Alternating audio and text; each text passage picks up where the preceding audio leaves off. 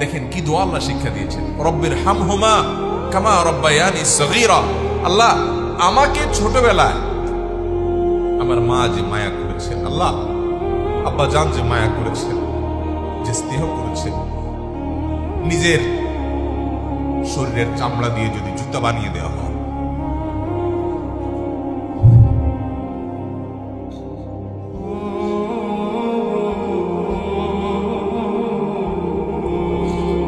তবুও বাপ মার ঋণ কখনো শোধ করা যাবে না।